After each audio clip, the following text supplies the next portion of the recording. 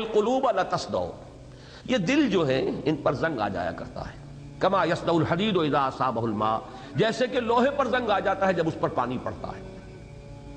سوال کیا گیا فما جلاؤہا یا رسول اللہ، اے اللہ کے رسول صلی اللہ علیہ وسلم، ہماری تلواروں پر زنگ لگتا ہے تو ہم سیکل کر لیتے ہیں، جلاب پھر چمکا لیتے ہیں اس کو، تو اس دل کے زنگ کو دور کرنے کی بھی کوئی شے ہے؟ فرمایا ہاں ہے. کثرت و تلاوت القرآن، کثرت و ذکر الموت و تلاوت القرآن. دو چیزوں کی کثرت کرو، موت کی یاد کثرت کے ساتھ. یہاں رہنا نہیں ہے، جانا ہے.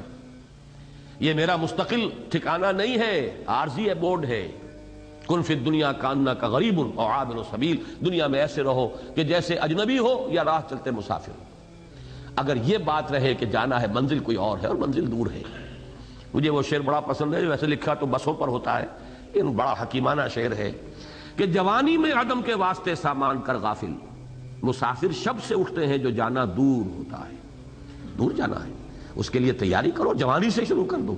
کہیں بڑھاپے پر نہ ملتوی کرتے رہنا کہ ابھی تو عیش کر لو، ابھی تو میں جوان ہوں، کدھر چلا ہے ساقیہ، ادھر تو لوٹ ادھر تو آ، ابھی تو میں جوان ہوں. یہ نہیں، کیا پتا بڑھاپا آنے سے پہلے پہلے یہاں سے پتہ چاک ہو جائے، کیا پتا. لیکن یہ ہے کہ اس وقت سے تیاری کرو، اس آخرت کی لمبی طویل بڑی طویل منزل ہے، دور کی منزل ہے. تو فرمایا کہ یہ شکل جو ہے دل کے زنگ کو رفع کرنے کے لیے کثرت و ذکر الموت اور یہاں پہ تلاوت القرآن بھی ہو سکتا ہے، تلاوت القرآن بھی.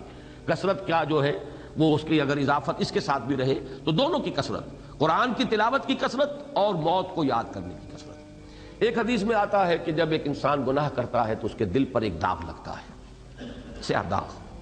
توبہ کرتا ہے تو دھل جاتا ہے، توبہ نہیں کرتا پھر گناہ کرتا ہے ایک اور داغ، پھر گناہ کرتا ہے ایک اور داغ، پھر گناہ کرتا ہے ایک اور داغ، یہاں تک کہ فرمایا کہ پورا دل سیاہ ہو جاتا ہے.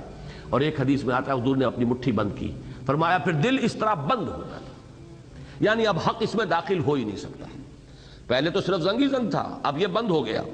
اور بند چیز پر مہر لگائی جاتی ہے، وہ ہے جس کو کہا گیا ختم اللہ علی قلوبہم وعلی سمعہم وعلی ابصارہم غشاوہ. دل بند ہو چکے ہیں، اب خیر اس میں داخل ہو ہی نہیں سکتا، نیکی کا اس میں اب گزر ہی نہیں، اب اس میں وحی آسمانی جو ہے وہ اس میں سرایت کر ہی نہیں سکتی، دل بند ہو چکا. اب اس کے اوپر تو یہی ہے بل طبع اللہ علی قلوبہم یا ختم اللہ علی قلوبہم، اللہ نے مہر کر دی ہے ان کے دلوں پر. یہ مہر جو ہے یہ آخری سزا ہے جو دنیا میں مل جاتی ہے.